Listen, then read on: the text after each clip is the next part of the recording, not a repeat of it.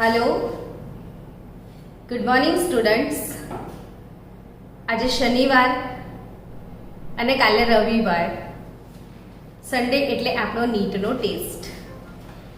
અત્યાર સુધી પ્રકરણ 2 માં જેટલા પણ લેક્ચર્સ આપણે લીધા છે એ theory base MCQ as a assignment મેં તમને સેન્ડ કર્યું છે ગ્રુપમાં. સો એ અસાઇનમેન્ટ સોલ્વ કરજો અને ડાઉટ્સ હોય તો મારા સાથે શેર કરજો, જેથી હું તમારા ડાઉટ્સ ક્લિયર કરાવી શકું.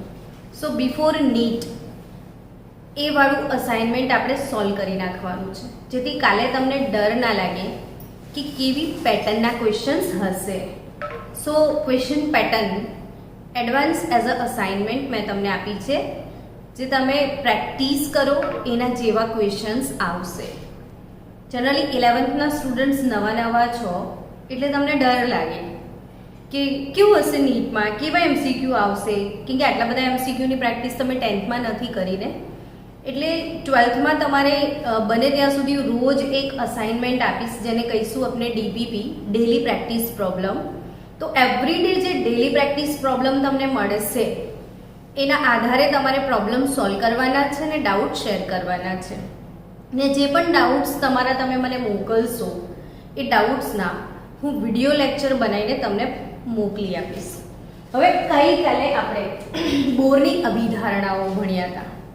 એ લેક્ચર એના અંદર ઘણા બધા ડેરિવેશન્સ હતા.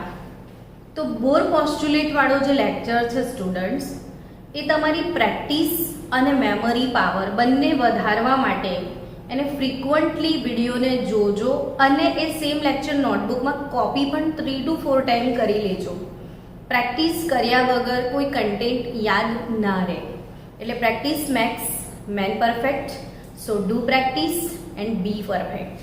ઓકે, સો આપણે બોર પોસ્ચ્યુલેટની વાત કરતા હતા કે બોરની અભિધારણાઓ, એનો પહેલો ફાયદો શું છે બોર અભિધારણાઓનો, તો કે ઇલેક્ટ્રોનની ઉર્જા શોધી શકાય, ઇલેક્ટ્રોનનું કોણીય વેગમાન શોધી શકાય, ઇલેક્ટ્રોનની ત્રિજ્યા શોધી શકાય, ઇલેક્ટ્રોનનો વેગ શોધી શકાય.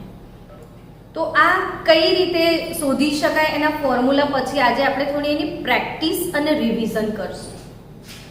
સૌથી પહેલા કક્ષામાં રહેલા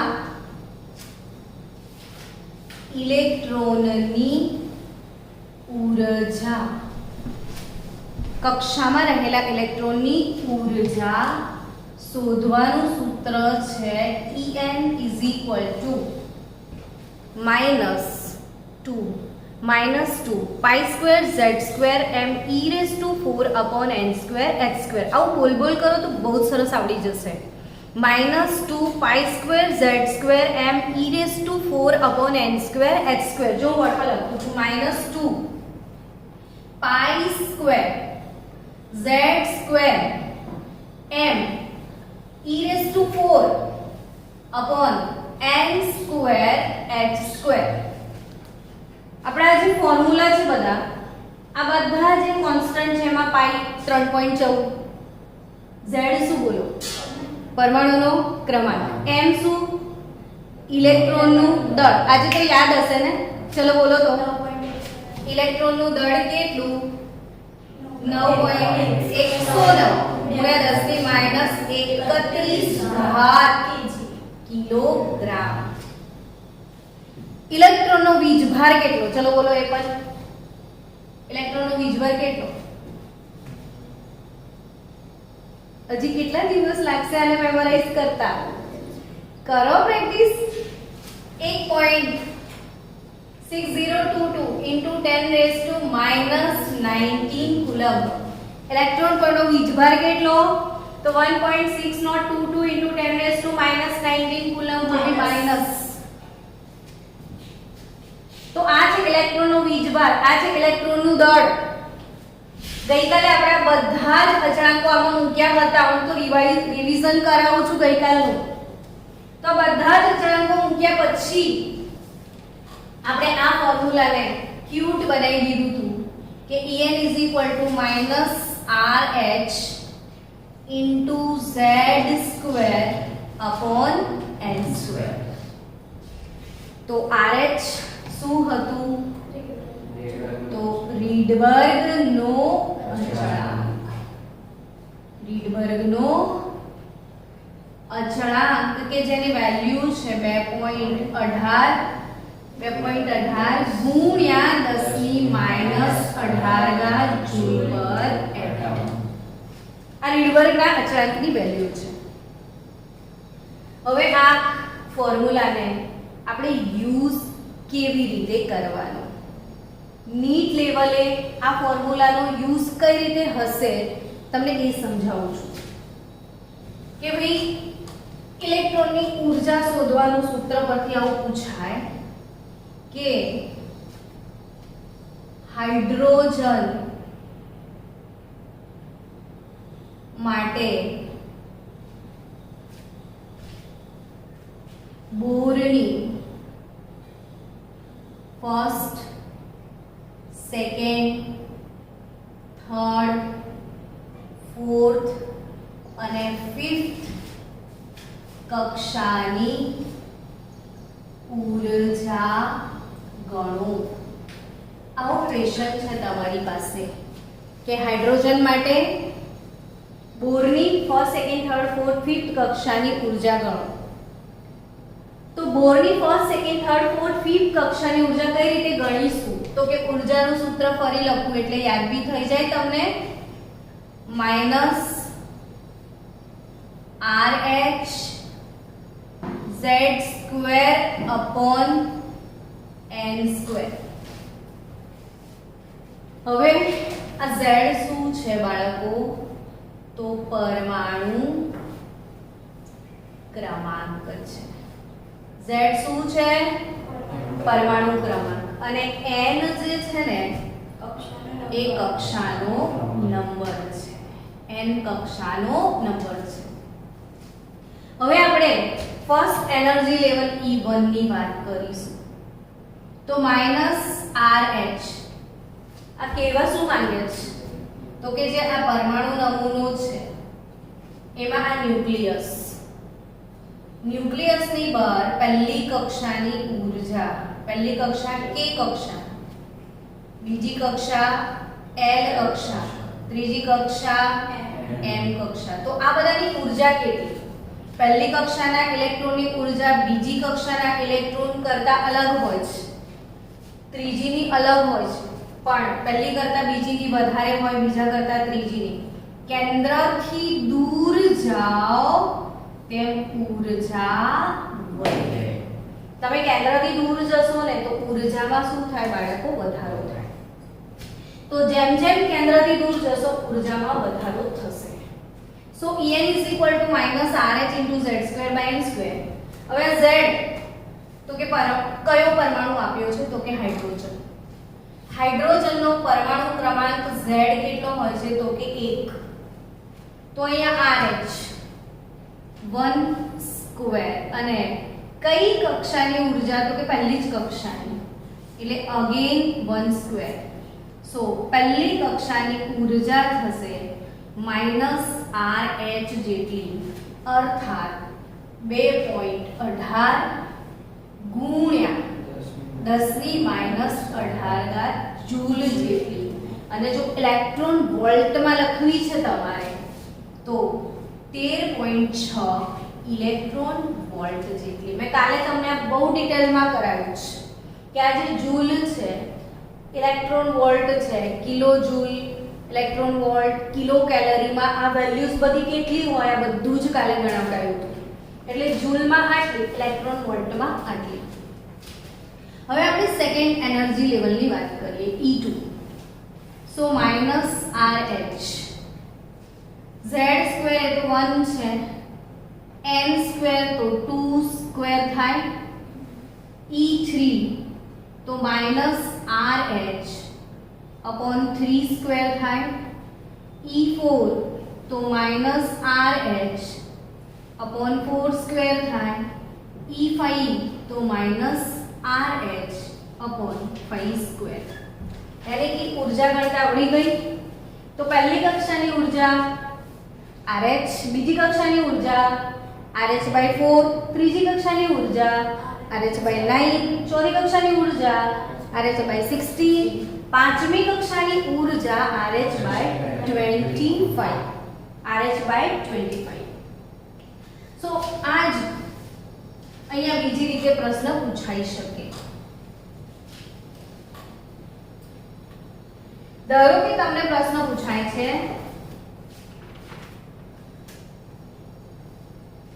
લિથિયમ +2 પરમાણુની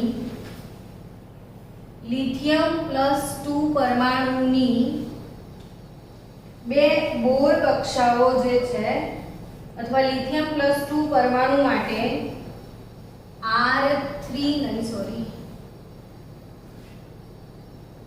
બીજી, થર્ડ, ફોર્થ કક્ષાની ઉર્જા શોધો.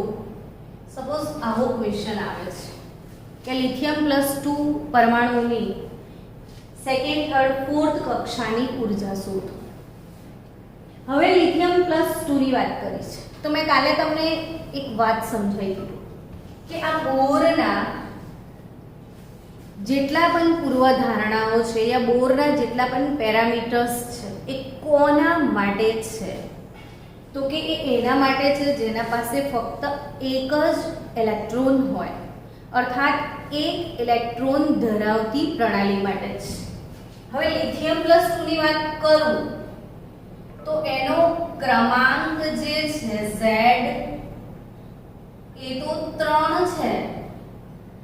લિથિયમ +2 પરમાણુનો પરમાણુ ક્રમાંક Z3 છે, પણ એના પર +2 વીજભાર છે.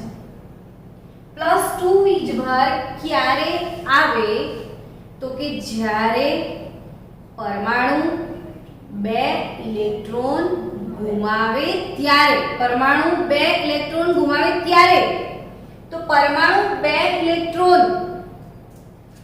આમાંથી ગુમાવી દે તો આની પાસે ઇલેક્ટ્રોન 3 હતા ને 2 ગયા તો કેટલા બચ્યા 1. એટલે આ હાઇડ્રોજનના ઉર્જા, રેડિયસ, વેગના જે પણ સૂત્રો છે એ ફક્ત એક જ ઇલેક્ટ્રોન ધરાવતી પ્રણાલી માટે છે. હવે લિથિયમ +2 એક ઇલેક્ટ્રોન ધરાવતી પ્રણાલી માટે છે એટલે આપણે આ સૂત્ર આપણે વાપરી શકીએ. En બરાબર, જો ફરીથી રિવાઇઝ થશે અહીંયા સૂત્ર, ઇલેક્ટ્રોનની ઉર્જા શોધવાનું સૂત્ર શું છે? En બરાબર -RH/n².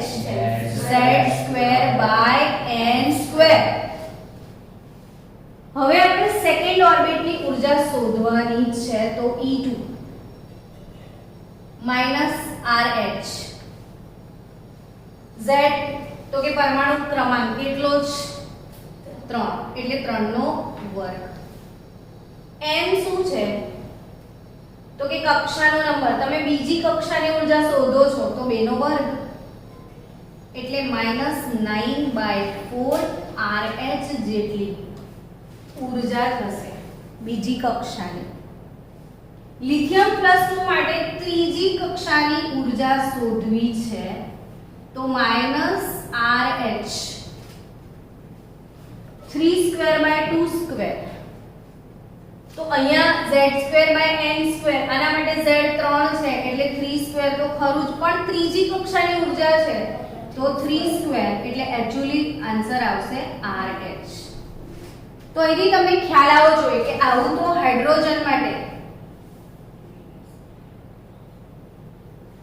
પહેલી કક્ષાની ઉર્જા E1 હતી. પહેલી કક્ષાની ઉર્જા E1 -RH હતી. જો તો હાઇડ્રોજનની પ્રથમ કક્ષાની ઉર્જા અને લિથિયમની ત્રીજી કક્ષાની ઉર્જા સમાન છે. એટલે હાઇડ્રોજનની પ્રથમ કક્ષા લિથિયમની ત્રીજી કક્ષાને સમાન ઉર્જા ધરાવે છે.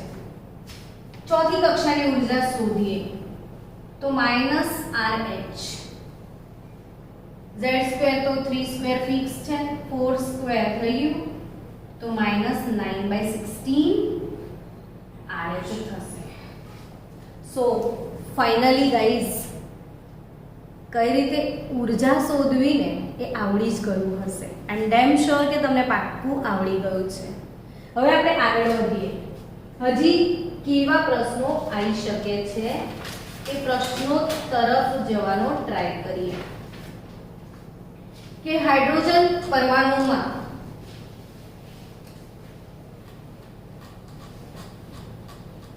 આવો પ્રશ્ન પૂછાય કે હાઇડ્રોજન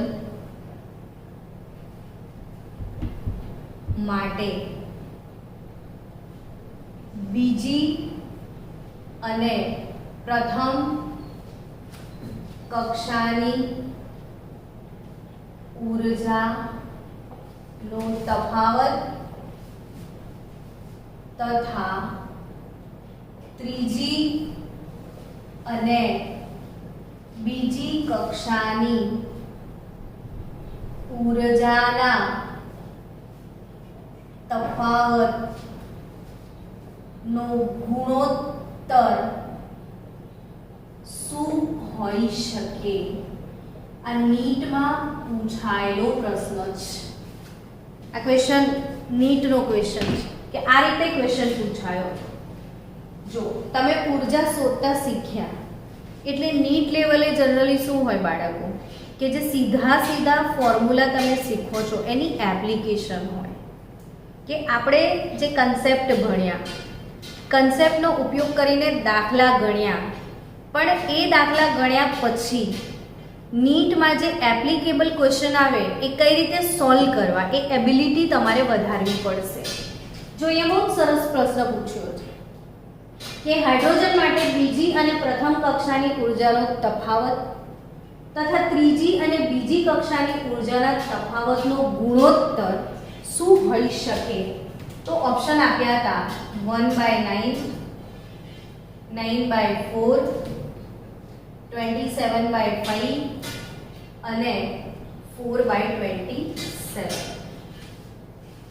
તો આ ઓપ્શન માની કયો જવાબ આવે એ શીખીએ. હવે હાઇડ્રોજન માટે બીજી અને પ્રથમ કક્ષાની ઉર્જા અને ત્રીજી અને બીજી કક્ષાની ઉર્જા, ટૂંકમાં પ્રશ્ન પરથી આઈડિયા આવે છે કે પહેલી, બીજી ને ત્રીજી ત્રણ કક્ષાઓની વાત કરી છે.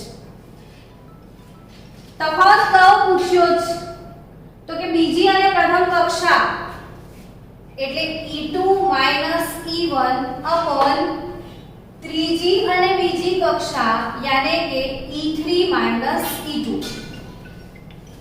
અહીંયા બીજી અને પ્રથમ કક્ષાનો તફાવત E2 E1 થાય કે ના થાય?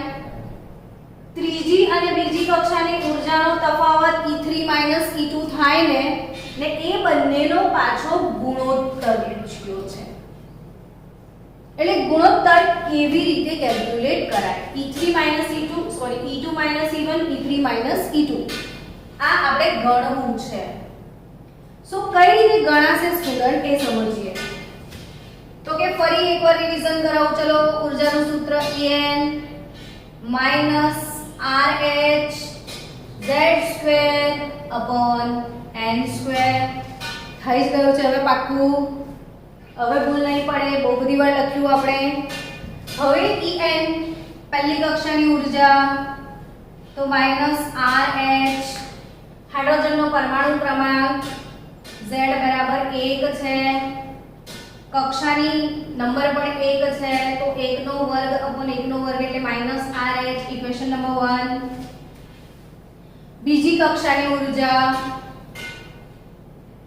તો -RH 1 અને n² એટલે 2², so -RH/4 here. અને ત્રીજી કક્ષાની ઉર્જા થશે -RH/3², so -RH/9, equation number 3. So 1 2 3. Now E2 E1. तो -RH/4 -E1 यानी +RH upon E3 -RH/9 plus RH. થાય આવું? સ્ટુડન્ટ્સ RH આમાંથી કોમન નીકળી જાય, આમાંથી કોમન નીકળી જાય તો કેન્સલ આઉટ થશે. અમારી RH નીકળી જાય તો બચે શું? તો કે -1/4 પ્લસ 1. આપણે શું કોમન નીકાળી દીધું? RH. અહીં કોમન શું નીકાળી દઉં છું જો RH, તો -1/9 પ્લસ 1. તો હું આને ફરી આ રીતે લખી શકું ને 1 - 1/4 ને આને શું લખીશ 1 - 1/9. એક મિનિટ, આ E2 કક્ષાનો લેવલ છે. E2 -RH/4 આવશે ને, તો અહીંયા 1 - 9 + 1/4 આવશે તમારું, यानी कि 1/4 - 1/9. આ E2 લેવલ છે તમારો RH/4, આ RH/9. નાઉ આપણે લસા લેવો પડશે. 1 - 1/4 કઈ રીતે સોલ્વ કરાય? તો લસા 4 આવે કે નહીં? તો અહીંયા 4 × 4 -1/4 આવું થાય. તો 4 - 1 એટલે 3/4 આવે. શું આવે? 3/4. ચલો આને કેવી રીતે સોલ્વ કરાય? તો કે -1/4 - 1/9 ને કેવી રીતે સોલ્વ કરવાનું? તો કે લસા શું આવે? 9 × 4 36 લસા આવશે. અહીંયા 9 વડે ગુણો, અહીંયા 4 વડે ગુણો, તો 5/36 થાય. સો સ્ટુડન્ટ્સ 3/4 into 5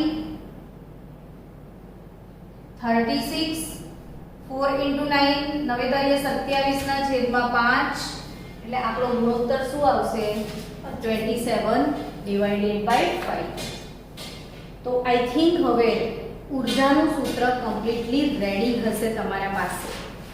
તો ઇલેક્ટ્રોનની ઉર્જાના સમીકરણ પરથી આ ટાઈપના ટ્વિસ્ટેડ ક્વેશ્ચન તમને યુનિટમાં આવી શકે છે. હવે બીજી એક વાત યાદ રાખો કે આ ઉર્જાની વાત કરું તમને તો 3 ફોર્મ્યુલા પાક્કા યાદ રાખજો. એ ફોર્મ્યુલા જે છે એનો ડેરિવેશન તમને ફિઝિક્સની અંદર 4th સેમિસ્ટરમાં આ ચેપ્ટર ફરીથી આવશે. એટલે બિફોર નીટ ફિઝિક્સમાં આ ચેપ્ટર રિવાઇઝ થશે. પણ ફિઝિક્સમાં અમુક ફોર્મ્યુલા આવે છે જેના ક્વેશ્ચન કેમેસ્ટ્રીમાં પણ આવે છે નીટ લેવલે. તો એક બે ફોર્મ્યુલા તમે યાદ રાખજો કે ભાઈ પોટેન્શિયલ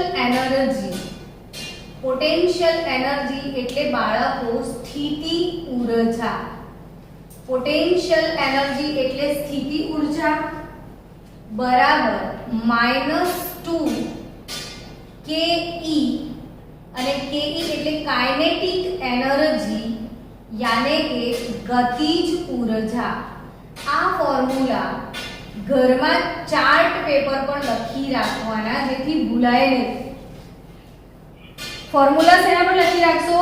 ચાર્ટ પેપર પર, જેથી ભૂલી ના જવાય કે પોટેન્શિયલ એનર્જી બરાબર -2 ઓફ કાઇનેટિક એનર્જી સ્થિતિજ ઉર્જા બરાબર -2 ઓફ ગતિ ઉર્જા. કે બાળકો પોટેન્શિયલ એનર્જી આ કાઇનેટિક એનર્જી આ સ્થિતિ ઉર્જા આ ગતિ ઉર્જા. બીજું ફોર્મ્યુલા યાદ રાખજો કાઇનેટિક એનર્જી यानी माइनस ऑफ E આ ઇલેક્ટ્રોનની ઊર્જા છે. E આપણે હમણાં સૂત્ર લખીએ છીએ ને En એ આ ઊર્જા છે.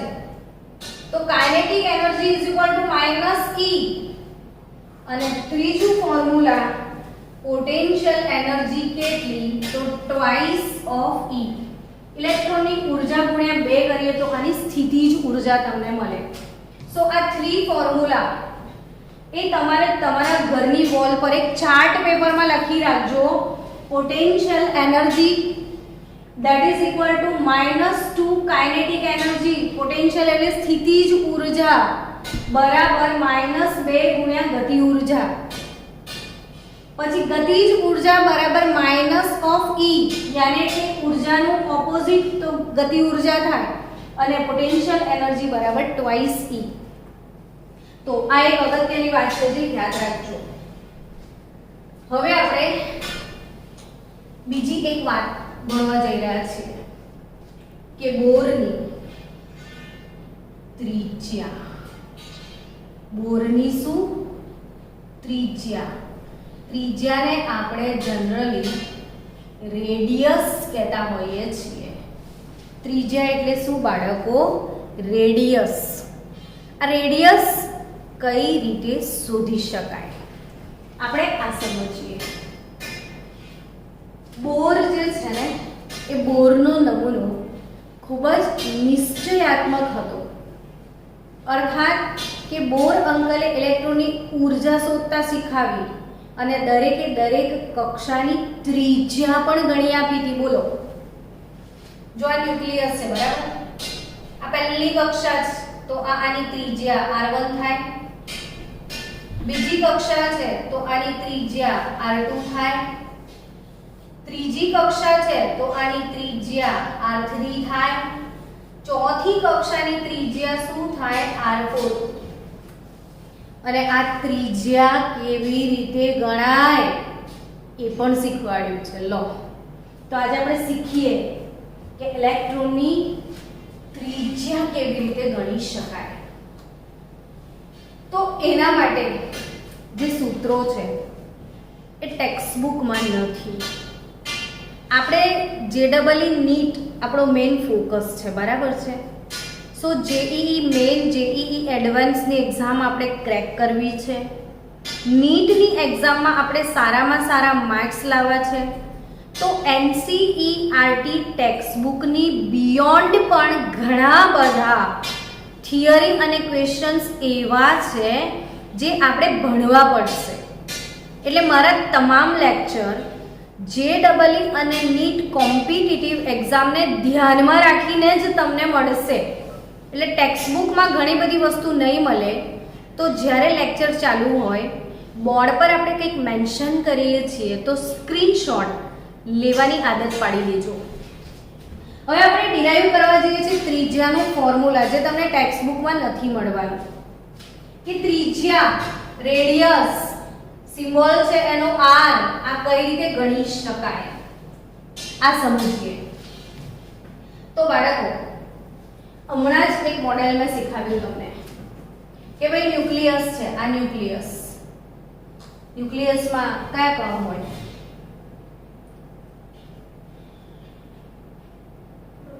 પ્રોટોન. પ્રોટોન પર કયો ચાર્જ હોય? પોઝિટિવ. તો કેન્દ્રમાં કયો ચાર્જ છે તમારી પાસે? પોઝિટિવ ચાર્જ છે. અહીંયા કક્ષા આમાં શું છે? ઇલેક્ટ્રોન. આના પર કયો વીજભાર છે? આના પર કયો વીજભાર છે? પ્લસ અને માઈનસ વચ્ચે કઈ હોય? શું હોય? આકર્ષણ હોય. શું હોય? આકર્ષણ. આ વિરુદ્ધ વીજભારો છે બાળકો. આ ઇલેક્ટ્રોન કેન્દ્રની આજુબાજુ ગોળ ગોળ ફરે છે તો એને કોણ પકડી રાખે છે? છટકી ના જાય. જો એને કોઈ પકડી ના રાખે તો કે એને કોઈ પકડી રાખે છે, કોઈ બળ છે જે એને જકડી રાખે છે. એ બળ કયું? તો કે બે વિરુદ્ધ વીજભાર. ધારો કે આના પર વીજભાર Q1 છે, આના પર વીજભાર Q2 છે. આના પર વીજભાર Q1 છે, આના પર વીજભાર કયો છે? Q2. તો બે વીજભારો વચ્ચે કયા પ્રકારનું આકર્ષણ બળ લાગે? તો કે તમને 9મા ધોરણમાં ગુરુત્વાકર્ષણ બળ શીખ્યા હતા. m1 દળનો પદાર્થ, m2 દળનો પદાર્થ, બંને વચ્ચેનો અંતર r. તો ગુરુત્વાકર્ષણ બળ કેટલું લાગે? g m1 m2 r² જેટલું. બે જુદા જુદા દળના પદાર્થો r અંતરે રાખ્યા હોય તો એમના વચ્ચેનો ગુરુત્વાકર્ષણ બળ F g m1 m2 r² જેટલો હોય. તો સ્ટુડન્ટ્સ, આ બે વીજભારો વચ્ચેનો આકર્ષણ બળ કઈ રીતે ગણાય? તો કે આ બે વીજભાર વચ્ચે જે આકર્ષણ બળ છે ને એ કુલામ્બિક આકર્ષણ બળ કહેવાય. આ સેન્ટેન્સ ભૂલી ના જતા કે જ્યારે બે વીજભારો વચ્ચે આકર્ષણ હોય એને કુલોમ્બિક આકર્ષણ બળ કહેવાય. ને આ કુલોમ્બિક આકર્ષણ બળ F કેટલું? તો કે K Q1 Q2 upon R square જેટલું. આ radius K Q1 Q2 upon R square જેટલું. સમજી રહ્યા છો? હવે આ K તો અચળાંક છે, તમને ફિઝિક્સ માં આવશે K 1/4 પાઈ એપ્સિલોન. આ ફિઝિક્સ માં ડેરિવેશન આવશે, બટ સ્ટીલ મારે કેમેસ્ટ્રી માં અત્યારે એની જરૂર નથી. હું તમને આ શીખવું છું. K Q1 Q2 upon R square. આ પ્રોટોન પર જે વીજભાર છે, ઇલેક્ટ્રોનના વીજભારને આપણે E કહીએ છીએ, બરાબર? ઇલેક્ટ્રોનના વીજભારનો સિમ્બોલ શું આપ્યો છે આપણે? E. ઇલેક્ટ્રોન પરનો વીજભાર E છે ને પ્રોટોન પરનો વીજભાર એને અસરકારક પરમાણુ ક્રમાંક એટલે Z ઇફેક્ટિવ કહેવાય. એટલે પ્રોટોન પરના વીજભારને Z ઇફેક્ટિવ. કેમ Z ઇફેક્ટિવ? તો કે બટ ઓબ્વિયસ છે, પ્રોટોનની સંખ્યાને તમે પરમાણુ ક્રમાંક કહો છો, એટલે આ અસરકારક પરમાણુ ક્રમાંક Z ઇફેક્ટિવ. તો Ze into E એટલે બાળકો Ze square upon R square આવું લખાય. હવે ન્યુક્લિયસ અને આ ઇલેક્ટ્રોન, આ બંને વચ્ચે હોય છે આકર્ષણ, અને આ આકર્ષણ બળ એક ઇલેક્ટ્રોન વર્તુળાકારમાં, કે તમે રેસ વાળા જે લોકો રેસમાં ભાગ લે છે ને એમની કાર જોઈ હશે, બહુ સ્પીડમાં જાય અને જ્યારે આમ પેલો વળાંકવાળો રસ્તો આવે ને ત્યારે કાર આમ નમી જાય છે, ખબર છે? હા કે ના? વળાંકવાળા રસ્તા પર તમે મૂવ થશો તો તમને આમ નમેલું નહીં મળે વાહન. તો એ વળાંકવાળા રસ્તા પર કેન્દ્રગામી બળ લાગતું હોય છે. કયું બળ લાગે? કેન્દ્રગામી. તો ઇલેક્ટ્રોન સતત આમ ફરશે તો ઇલેક્ટ્રોનને બીજું કયું બળ લાગશે? કેન્દ્રગામી બળ. ને આ કેન્દ્રગામી બળ F mv square upon r જેટલું હોય. આ કેન્દ્રગામી બળ કેટલું હોય? F mv square upon r. Equation number 2. હવે આ બંને જે ફોર્સ છે એ બેલેન્સ થતા હોય છે. અહીંયા બંને ફોર્સની વેલ્યુ બેલેન્સ થાય છે જ્યારે પરમાણુ સ્થાયી પરમાણુઓમાં આ બંને બળની વેલ્યુ બેલેન્સ થાય છે. તો હવે આપણે ફરીથી લખીએ કે Ze square upon r square is equal to mv square by r. આ ઇક્વેશન આપણને મળે છે. હવે બાળકો આ v શું પાછું? તો કે v માટે આપણે ગઈકાલે એક સૂત્ર ડિરાઈવ કર્યું હતું. ગઈકાલે એક સૂત્રની તારવણી કરી હતી, કોણીય વેગમાન. યાદ આવવું જ જોઈએ. કોણીય વેગમાનનું સૂત્ર બોલો ચલો. Yes, mv r is equal to nh/2r. હું 2 દિવસથી તમને આ રિવાઇઝ કરાવું છું. મને ખબર જ છે કે મારા છોકરાઓને આવડતું જ હશે. તો કોણીય વેગમાન mvr બરાબર શું? nh/2π. તો v બરાબર શું મળે બોલો ચલો? તો કે nh/2π mr. આટલું મળે કે નહીં v બરાબર? હા કે ના? v ને સૂત્ર કરતા બનાવો તો આ કિંમત આવે કે ના આવે? આ કિંમત આમાં મૂકી દો v ની જગ્યા પર. ચલો તમે કહો તો આપણે તો મૂકી જ દઈએ, જરાય આપણે એવું નહીં. kz square upon r square બરાબર m. v સ્ક્વેર ની કિંમત સ્ક્વેર કરવું પડશે. n square h square upon 4 pi square m square r square થાય. હવે બધાની વેલ્યુ r square ને આ પણ શું છે? અચ્છા mv square upon v r તો હતું ને પાછું, એટલે m by r અને v square ની કિંમત તો r કટ થઈ ગયો અહીંયા. તો અહીંયા આ વાળા r ને સૂત્ર કરતા બનાવી દો ચલો. તો શું મળશે બોલો? r અહીંયા લઈ જાવ તો શું મળે? તો કે n સ્ક્વેર h સ્ક્વેર, આ એક m બી કટ થઈ ગયો, તો upon m n square h square 4 pi square m k z e square. Bohr અંકલની તારવણી કે n કક્ષાની ત્રિજ્યાનું સૂત્ર. અને આ જે સૂત્ર છે આ તમને બોર્ડ માટે તૈયાર કરવાની જરૂર નથી, મોઢે કરવાની જરૂર નથી, પણ હું જો ડાયરેક્ટ આ સૂત્ર લખું બાળકો તો તમને એમ થાય કે આ પ્રજ્ઞા મેડમ ડાયરેક્ટ ભણાવી દે છે. કઈથી આવ્યું? તો આ કન્ફ્યુઝન ના આવે એટલે મેં તારવણી આપી તમને.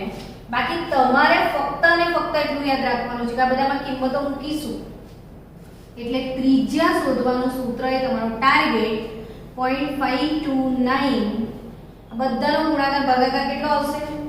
0.529, અને જેની કિંમત નથી મૂકવાના આપણે એ n upon z. શું ત્રિજ્યાનું સૂત્ર આવશે? 0.529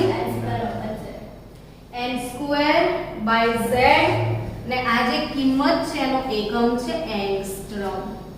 તો ત્રિજ્યાનું સૂત્ર છે 0.529 n square by z angstrom. अच्छा पार्टिसिपेंट कितना છે? 38. That's nice. Okay. So guys, what is the formula of radius here? 0.529 n square by z angstrom. મજા આવી કે ના આવી? તો આ કોનું સૂત્ર છે? આ ત્રિજ્યા છે. અને મારા બધા જ સ્ટુડન્ટ આજે આ ફોર્મ્યુલા મને 25 ટાઈમ લખીને મોકલજો. કક્ષાની ત્રિજ્યા 0.529 n square by z angstrom. Done? Okay, ચલો નેક્સ્ટ આપણે n square by z ફરી લખીશ. ફરીથી સમજાવું છું કે કક્ષાની ત્રિજ્યાનું સૂત્ર શું? rn બરાબર બોલો તો 0.529 n square by z. અને આ જે 0.529 છે એનો એકમ છે એંગસ્ટ્રોમ. એટલે હું એને આ રીતે રિપ્રેઝન્ટ કરી શકું. rn બરાબર a0 n square by z, જ્યાં a0 ની કિંમત છે 0.529 એંગસ્ટ્રોમ અથવા 52.9 પિકોમીટર. એટલે એંગસ્ટ્રોમ થી પિકોમીટરમાં જતા રહો. કેવી રીતે જવાય એ પ્રકરણ 1 માં શીખાયું છે. તો એંગસ્ટ્રોમ થી પિકોમીટરમાં જાવ તો પિકોમીટર વેલ્યુ આટલી, એંગસ્ટ્રોમ વેલ્યુ આટલી a0 ની. સો here what is a0 clear? હમણાં જ આપણે ફરીથી કોણીય વેગમાનના સૂત્રની વાત કરીએ. ચલો શું થયું? કોણીય વેગમાનના સૂત્રની વાત કરો તો બોલો તો ફરીથી એકવાર મેમરાઇઝ કરો. Come on. F V R = mh/2π. આ કોણીય વેગમાન થાય. So કોણીય વેગમાન mvr = nh/2π. So what is velocity v here? આ mvr કાલે બહુ જ વાર સમજાયું હતું. m ઇલેક્ટ્રોનનું દળ, v ઇલેક્ટ્રોનનો વેગ, r કક્ષાની ત્રિજ્યા. So v = again nh/2πmr. હવે આ વેગ n h/2πm અને r એટલે ત્રિજ્યા થઈ. હા કે ના? r એટલે ત્રિજ્યા, r ત્રિજ્યા. આ કિંમત આમાં મૂકી દો તો મૂકી દઈએ 0.529 n square by z આટલી વેલ્યુ થાય. હવે આમાં જે પણ અચળાંકો આવશે એની કિંમતો મૂકશું. આપણે એની ગણતરીની જરૂર નથી, ફક્ત કયા રસ્તે આવ્યા છે એ જોવું છે. તો આ ગુણાકાર ભાગાકાર પછી વેલોસિટીનો જવાબ આવશે 2.18 × 10⁸. 2.18 ગુણ્યા 10⁸ આ z ઉપર છે, n એ કટ થઈ જશે તો z બાય n સેન્ટીમીટર પર સેકન્ડ. વેગનો એકમ યાદ છે ને, ફિઝિક્સમાં ભણ્યા છો ને? વેગ શેમાં મપાય? તો કે મીટર પ્રતિ સેકન્ડમાં. જો મીટર પ્રતિ સેકન્ડમાં લઈ જાઓ તો 2.18 ગુણ્યા 10⁶ z બાય n મીટર પર સેકન્ડ. 2.18 ગુણ્યા 10⁶ z બાય n મીટર પર સેકન્ડ. સેન્ટીમીટરમાં 10⁸ મીટરમાં 10⁶. તો અગેન તમારે આને 25 ટાઈમ લખવાનું છે. આ બંને ફોર્મ્યુલા તમારા ટેક્સ્ટ બુકમાં અવેલેબલ નથી, પણ નીટ વાળા બાળકો માટે મેઇન ટોપિક છે આજનો આખો કે નીટ કરવું છે કેમેસ્ટ્રીમાં 180 આઉટ ઓફ 180 માર્ક્સ લાવવાનું ગોલ છે આપણો. તો એ સફળ બનાવવા માટે આ ડેરિવેશન તમારે કરવા જ પડશે ફોલો. ડરવાની જરૂર નથી, આટલું બધું નથી આવડતું એવું નહીં, પ્રેક્ટિસ કરજો, આવડી જશે. અને અહીંયા કશું જ ના આવડે તો બે ફોર્મ્યુલા તો આવડવા જોઈએ. જો ફરીથી હવે ત્રણેય ફોર્મ્યુલા લખી દઉં છું કે ઇલેક્ટ્રોનની ઊર્જા, કક્ષાની ત્રિજ્યા ને ઇલેક્ટ્રોનનો વેગ. આગળના આખા લેક્ચરમાં જો ડેરિવેશનમાં તકલીફ લાગે તો બી છેલ્લું ફળ જે આપણે ખાવાનું છે એ ફળ યાદ રાખો. ઇલેક્ટ્રોનની ઊર્જા કેટલી? તો કે Em minus RH Z² by m². બીજું સૂત્ર, કક્ષાની ત્રિજ્યા કેટલી? તો Rn બરાબર માઇનસ RH, સોરી અહીંયા ક્યાં આવે છે, 0.529 m² by z angstrom. Done. અને છેલ્લે ઇલેક્ટ્રોનનું વેગ 2.18 ગુણ્યા 10⁶ મીટર. અચ્છા, ઇન્ટુ શું હતું? તો કે z અપોન m. આ z² બાય n², આ n² બાય z, આ z બાય n. યાદ રાખજો, ભૂલી ના જતા. અને કેટલા મીટર પ્રતિ સેકન્ડ. તો આપણો જે ગોલ હતો ને આજનો, એ આ ત્રણ ફોર્મ્યુલા હતી. આજનો ગોલ આ ત્રણ ફોર્મ્યુલા હતી ને આઈ થિંક ત્રણેય ફોર્મ્યુલા તમને સમજમાં આવી ગઈ હશે. ક્લિયર? ખરેખર સમજણ પડી? કાલે આપણે નીટની એક્ઝામમાં દર વર્ષે જે પ્રશ્નો પૂછાય છે, છેલ્લા 32 વર્ષથી નીટની એક્ઝામમાં જે પણ પ્રશ્નો પૂછાયા છે એના માટેની બુક આવે છે. 32 યર નીટ આવી બુક આવે છે, 32 યર નીટ. અને એ જે બુક છે એમાં 32 વર્ષમાં નીટમાં પૂછાયેલા પ્રશ્નો છે. જો આપણે એ પ્રશ્નો સોલ્વ કરીએ ને તો આપણને આઈડિયા આવે કે મને આ ચેપ્ટરમાં હવે કેટલું બધું નીટ આવડી ગયું છે.